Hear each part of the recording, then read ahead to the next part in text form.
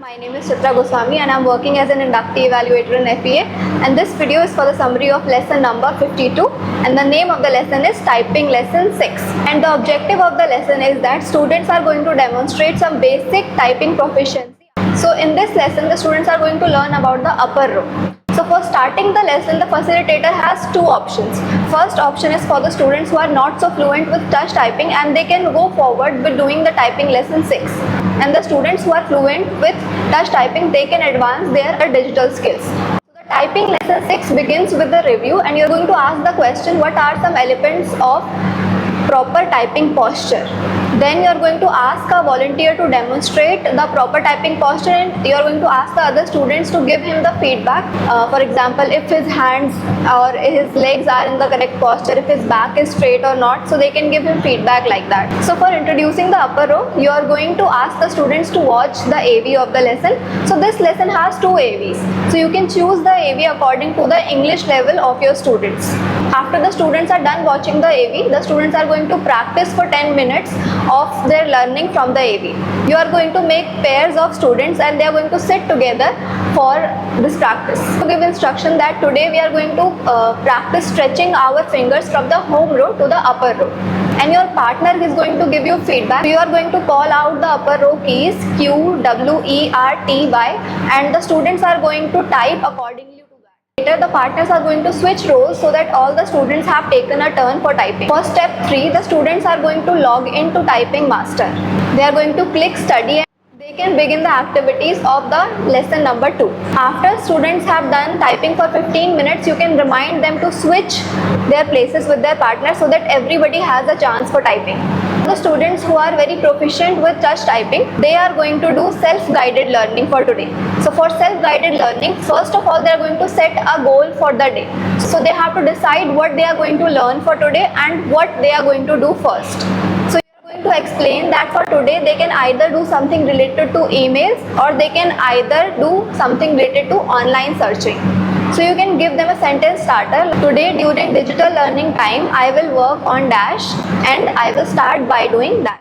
Later, for self-guided learning, you are going to provide 35 to 40 minutes to the students. In these 35 to 40 minutes, whatever they have decided earlier in the lesson, they are going to do, and they are going to do it in pair. So they can use either their laptops or their smartphones also.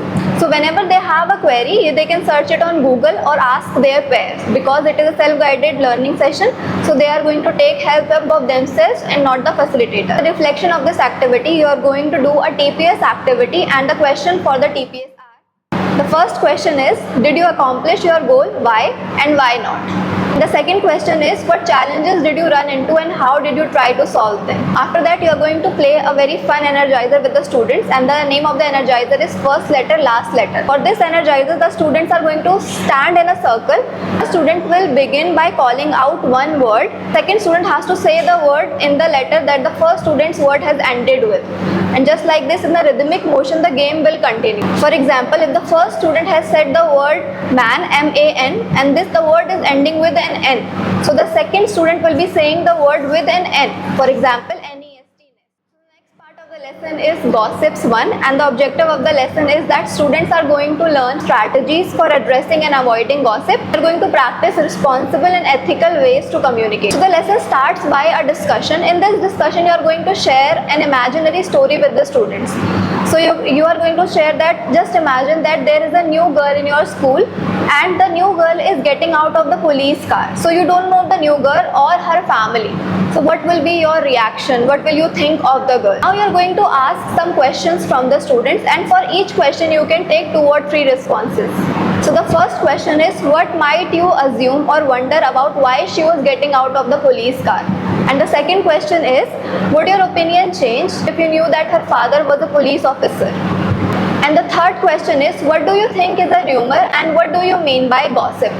After taking all the responses for the question, you are going to explain what is rumor and what is gossip as given in the FRP. After the discussion, you are going to play the telephone game. So for the telephone game, you are going to explain the rules first. So for this game, the students are going to sit in a circle and you are going to choose one student who is going to say a phrase or sentence into the person's ear who is sitting next to him. So they are going to whisper the sentence into the student's ear sitting next to them, and just like that, the statement or the phrase is going to move in the motion of the class until it reaches the last person. And the last person is going to say the sentence or phrase aloud in front of all of the classroom. After the last person has said the phrase aloud, you're going to ask the first person that is this your original statement? And you're going to ask a follow-up question that why do you think it changed and what is in the sentence that has changed during the activity. After that, you are going to explain that as we saw from this activity that while communicating, it is very easy to get wrong information. So because this is only an activity, it does not matter. But what would happen in real life if you have told somebody a real story about yourself and they forget some very important information of the story, or they try to change the information on purpose? How will you feel? You can give the students some time to respond, and you are going to explain that this is how gossips start. After that, the students are going to share some personal experiences about their life through a TPS activity. And the question for the TPS is, think about a time when you have heard a gossip in school, or you were a part of spreading gossip. Some gossip was spread about you in school or social media. How did it make you feel and how did you react and what did you do? After the TPS activity, you are going to ask the students to write at least one feeling on the sticky note, and they are going to paste it on the whiteboard. And you are going to encourage the students to read other sticky notes after they have stick theirs.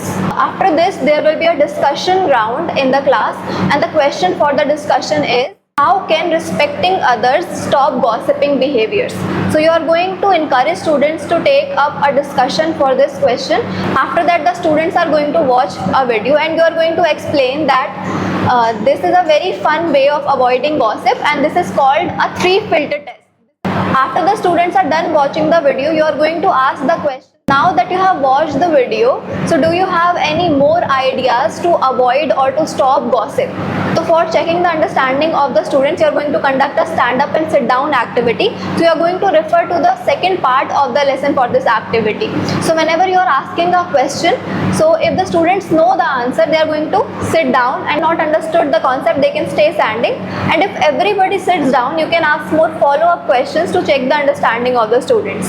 You as a facilitator is going to take notes of how many students are standing or how many students are sitting. So if more than 1/3 of the class is standing up, so you are going to note down this lesson for revision. After the stand up and sit down activity, you are going to do the home extension review as given in the FRB, and you are going to conduct the pledge. Thank you so much.